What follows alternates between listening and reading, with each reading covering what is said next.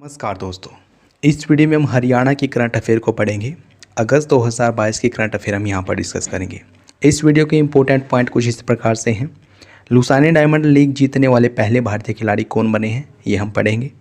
राष्ट्रीय शिक्षक पुरस्कार 2022 हाल ही में वितरित किए गए हैं। हरियाणा की ओर से ये पुरस्कार किसे दिया गया है, ये भी देखेंगे।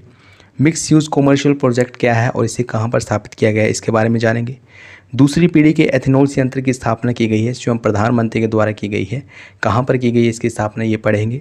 भारत का सबसे बड़ा हॉस्पिटल हरियाणा में स्थापित किया गया है। हरियाणा के किस जिले में स्थापित किया गया है और इस हॉस्पिटल का नाम क्या है, ये भी हम देखेंगे। और भी बहुत कुछ है इस वीडियो में पढ़ने के लिए। यह वीडियो एग्ज़ाम की दृष्टि से बहुत ही ज़्यादा इंपॉर्टेंट होने वाली है, तो आप इस वीडियो को पूरा ज़रूर देखें ताकि अगर यहाँ से कोई भी प्रश्न बने एग्ज़ाम में आप उसका सही जवाब दे पाएँ। तो चलिए शुरू करते हैं। 26 अगस्त 2022 को हरियाणा के जेवलिन थ्रो खिलाड़ी नीरज चोपड़ा ने अपने पहले ही प्रयास में लुसाने डायमंड लीग का खिताब जीत लिया है। नीरज चोपड़ा का संबंध पानीपत से है। पानीपत के खंडारा गांव के वो निवासी हैं। Neeraj Chopra diamond league meet में शीर्ष स्थान हासिल कर लुसाने डायमंड लीग का खिताब जीतने वाले पहले भारतीय खिलाड़ी बन गए हैं। आपको ये भी बता दें, साल की शुरुआत में स्टॉकहोम डायमंड लीग का आयोजन किया गया था और इसके फाइनल में नीरज चोपड़ा और एंडरसन की टक्कर हुई थी।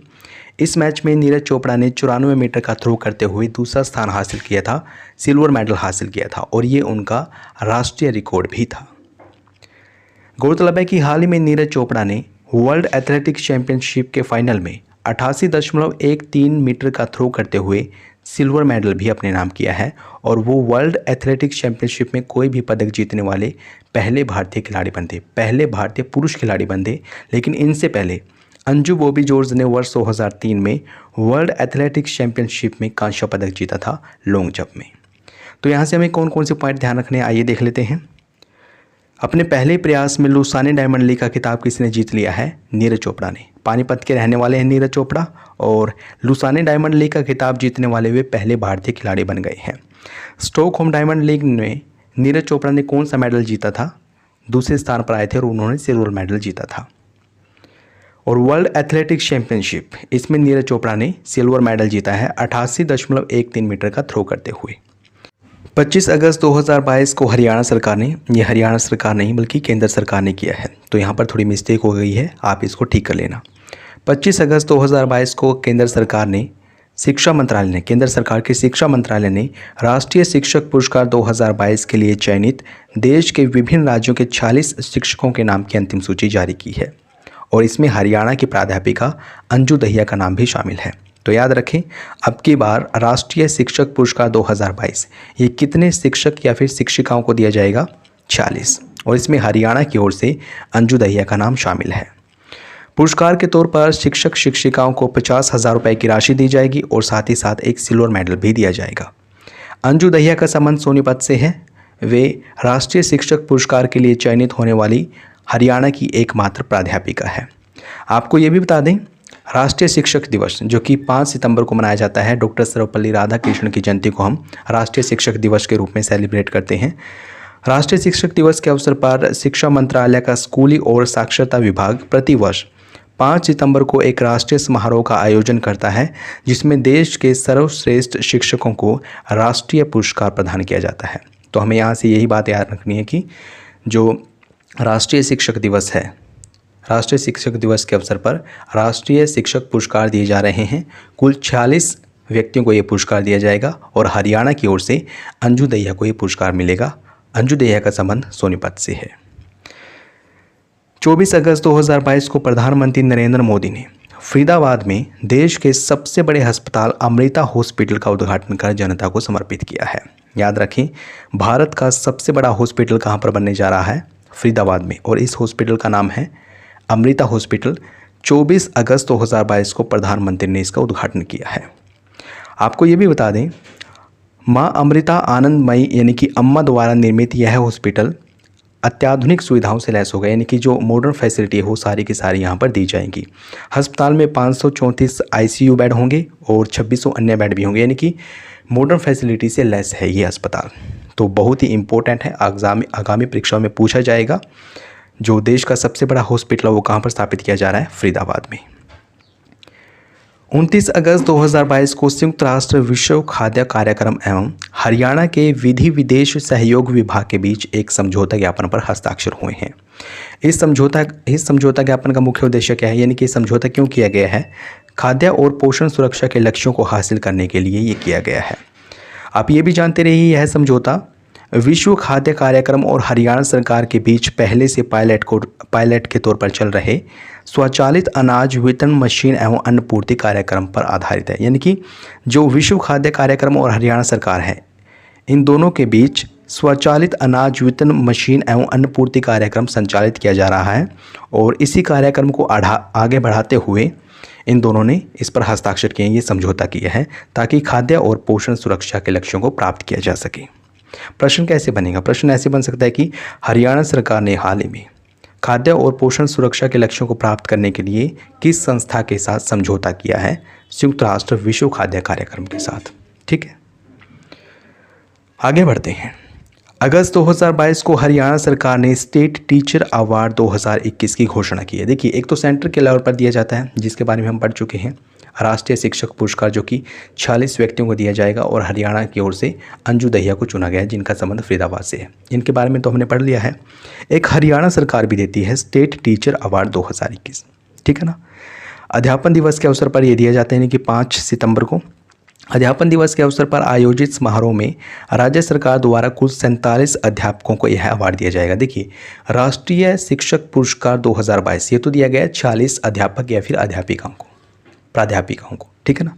लेकिन जो स्टेट टीचर अवार्ड 2021 है ये कुल 47 अध्यापकों को दिया जा रहा है। ये फ़र्क आप ज़रूर याद रखें। अवार्ड के तौर पर प्रत्येक अवार्डी अध्यापक को 1 लाख रुपए का नगद इनाम दिया जाएगा, एक सिल्वर मेडल, एक सर्टिफिकेट, एक शॉल तथा भविष्य की सर्विस के लिए महंगाई भत्ता सहित 2 एडवांस इंक्रीमेंट भी दिए जाएंगे। तो इतना कुछ दिया जाएगा जो भी स्टेट टीचर अवार्ड प्राप्त करेगा। आगे बढ़ते हैं। 20 अगस्त 2022 को पंजाब एवं हरियाणा उच्च न्यायालय के न्यायाधीश और हरियाणा राज्य विधि सेवा प्राधिकरण यानी कि हालसा के कार्यकारी अध्यक्ष जस्टिस ऑगस्टन जॉर्ज मसीह ने न्याय सबके लिए उद्देश्य की सार्थकता के साथ रेवाड़ी जिला मुख्यालय पर वैकल्पिक विवाद समाधान यानी कि ADR केंद्र के नए भवन का विधिवत लोकार्पण किया है। वैकल्पिक विवाद समाधान केंद्र ये कहाँ पर स्थापित किया गया है? रेवाड़ी में स्थापित किया गया और इसका लोकार्पण किया है जस्टिस ऑगस्टाइन जॉर्ज मसीह ने। इस अवसर पर आयोजित कार्यक्रम में जस्टिस ऑगस्टाइन जॉर्ज मसीह व उच्च न्यायालय के स्टेशन डिवीज़न रेवाड़ी के प्रशासनिक जज जस्टिस मनोज बजाज ने हरियाणा राज्य विधि सेवाएं प्राधिकरण के विशेष अभियान गरिमा के साथ वृद्धावस्था का भी लोकार्पण किया है, शुभारंभ किया है। ठीक है ना। तो याद रखें, वैकल्पिक विवाद समाधान केंद्र ये कहाँ पर स्थापित किया गया है? रेवाड़ी में। हरियाणा में जिला स्तर पर यह 14वां वैकल्पिक विवाद समाधान केंद्र होगा। जो वैकल्पिक विवाद समाधान केंद्र हैं इनके मामले में हरियाणा देश में अग्रणी राज्य बन गया है। 16 अगस्त 2022 को हरियाणा के मुख्यमंत्री ने भारत के स्वीडन राजदूत क्लास मोलिन की उपस्थिति में मिक्स यूज़ कॉमर्शियल प्रोजेक्ट का भूमि पूजन करते हुए इसके निर्माण का कार्य शुभारंभ किया है। जो मिक्स यूज़ कॉमर्शियल प्रोजेक्ट है ये कहाँ पर स्थापित किया जाएगा? गुरुग्राम में स्थापित किया जाएगा और यह उत्तर भारत में पहला आइकिया है। आइकिया क्या है? आइकिया दुनिया की सबसे बड़ी फर्नीचर कंपनियों से एक है।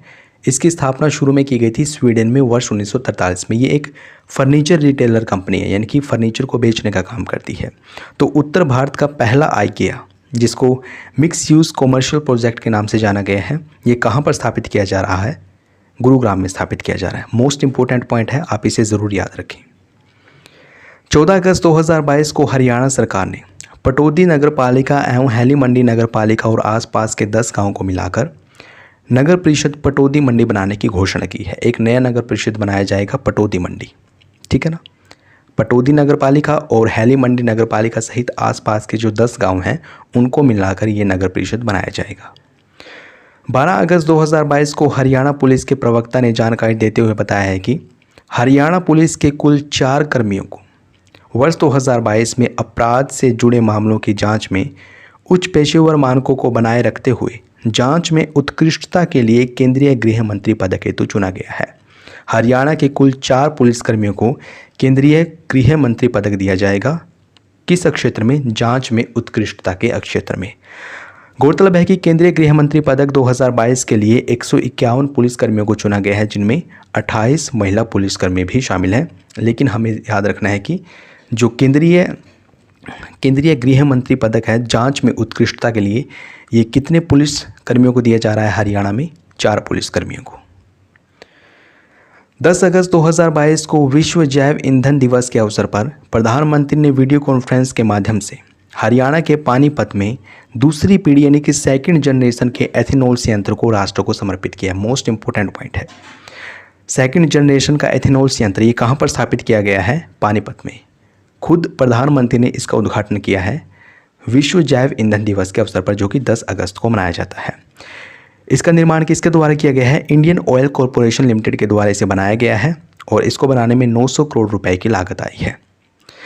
यह परियोजना सालाना लगभग 3 करोड़ लीटर एथेनॉल का उत्पादन करेगी और इसके लिए 2 लाख टन चावल के भूसे यानी कि पराली का इस्तेमाल किया जाएगा।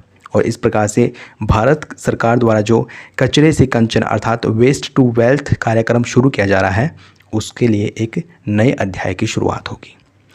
जो इथेनॉल है ये क्यों बनाया जा रहा है? इसका प्रयोग इन फ्यूचर पेट्रोल में किया जाएगा। पेट्रोल में इसका प्रयोग क्यों करेंगे? ताकि पेट्रोल पर जो निर्भरता है वो भी थोड़ी कम हो सके और साथ ही साथ पर्यावरण प्रदूषण को भी कम किया जा सके। और इसका लक्ष्य रखा गया है, ये लक्ष्य कि हम पेट्रोल में 20% एथेनॉल को मिला देंगे। ये लक्ष्य कब तक रखा गया है? वर्ष 2025 तक। भारत सरकार के 20% एथेनॉल ब्लेंडेड मीटर स्पिरिट के लक्ष्य को पूरा करने के लिए इस यंत्र से उत्पादित एथेनॉल को मोटर्स स्पिरिट यानी कि पेट्रोल के साथ मिश्रित किया जाएगा। यहाँ पर ये बात आप ज़रूर याद रखें कि 20% एथेनॉल बनाने का लक्ष्य है 2025 तक रखा गया और इसको E20 के नाम से भी जाना गया है। तो हमें यहाँ से क्या याद रखना है? दूसरी पीढ़ी का इथेनॉल संयंत्र ये कहाँ पर स्थापित किया गया है? पानीपत में स्थापित किया गया है। आगे बढ़ते हैं। हरियाणा के खेल राज्य मंत्री संदीप सिंह ने विधानसभा में ओलंपिक की तर्ज पर अन्य राष्ट्रीय तथा अंतर्राष्ट्रीय खेल प्रतियोगिताओं में चौथे स्थान पर रहने वाले खिलाड़ियों को भी 15 लाख रुपए नगद इनाम देने की घोषणा की है। जो ओलंपिक में चौथे स्थान पर आता है, पहले 3 स्थान पर आता है उनको तो गोल्ड, सिल्वर, ब्रोंज मेडल मिल जाते हैं, लेकिन जो चौथे स्थान पर आता है उनको 15 लाख रुपए दिए जाते हैं। लेकिन जो राष्ट्रीय और अंतर्राष्ट्रीय खेल प्रतियोगिताओं में चौथे स्थान पर आता है उनको कुछ नहीं दिया जाता। लेकिन अब हरियाणा सरकार के खेल मंत्री संदीप सिंह ने कहा है कि जो राष्ट्रीय और अंतर्राष्ट्रीय खेल प्रतियोगिताओं में भी चौथे स्थान पर आएगा उसको 15 लाख रुपए दिए जाएंगे। टोक्यो ओलंपिक में चौथे स्थान पर आने वाले खिलाड़ियों को पहली बार 15 लाख रुपए का इनाम दिया गया था। 8 अगस्त 2022 को हरियाणा के मुख्यमंत्री ने डिजिटल हरियाणा विधानसभा के पहले सत्र का तथा पहली बार टैबलेट पर राष्ट्रीय ई विधान एप्लीकेशन का उद्घाटन किया है। ठीक है ना, हरियाणा में पहली बार राष्ट्रीय ई विधान एप्लीकेशन का शुभारंभ किया, जिसको नेवा कहा जाता है। नेवा यानी कि नेशनल ई विधान एप्लीकेशन, इसका शुभारंभ किया गया है 8 अगस्त को। और इस प्रकार से हरियाणा विधानसभा डिजिटल होने वाली देश की तीसरी विधानसभा बन गई है। अन्य कौन सी विधानसभाएं हैं? नागालैंड और हिमाचल प्रदेश, ये ऑलरेडी डिजिटल विधानसभाएं हैं और ये तीसरी विधानसभा है हमारे हरियाणा की जो डिजिटल बनने जा रही है। मुख्यमंत्री ने कहा है कि 2020 में हरियाणा को डिजिटल क्षेत्र में राष्ट्रीय पुरस्कार भी मिला था। 6 अगस्त 2022 को हरियाणा के मुख्यमंत्री ने करनाल में ड्राइविंग प्रशिक्षण एवं अनुसंधान संस्थान का उद्घाटन किया है। ड्राइविंग प्रशिक्षण एवं अनुसंधान संस्थान ये कहाँ पर स्थापित किया गया है? करनाल में स्थापित किया गया है 6 अगस्त 2022 को। इसको बनाने में 34 करोड़ रुपए की लागत आई है और 25 एकड़ पर इसे बनाया गया है। यह centre Honda motor school India limited के सहयोग से बनाया गया है। 4 अगस्त 2022 को हरियाणा भवन नई दिल्ली में हरियाणा और उज्बेकिस्तान ने परस्पर सहयोग एवं द्विपक्षीय संबंधों को मजबूत करने के उद्देश्य से फ्रेमवर्क फॉर कोलैबोरेशन यानी कि FFC पर हस्ताक्षर किए हैं। फ्रेमवर्क फॉर कोलैबोरेशन, इस पर किसने हस्ताक्षर किए हैं? हरियाणा सरकार ने और उज्बेकिस्तान देश ने, ताकि द्विपक्षीय संबंधों को मजबूत किया जा सके, यानी कि आपस में मिलकर विकास किया जा सके। इसीलिए इस कोलैबोरेशन पर हस्ताक्षर किए गए हैं। अगला पॉइंट है 3 अगस्त 2022 को हरियाणा सरकार के सरकारी प्रवक्ता ने बताया है कि राज्य सरकार ने महिलाओं के हित में एक बड़ा फैसला लिया है और उन्होंने महिलाओं के लिए वन टाइम सेटलमेंट योजना शुरू की है। जो वन टाइम सेटलमेंट योजना है ये ब्याज को माफ़ करने से संबंधित योजना है। इस योजना के तहत यदि लाभार्थी मूल ऋण की पूरी बकाया राशि का भुगतान एक मुश्त या फिर 6 किस्तों में करता है, कब तक?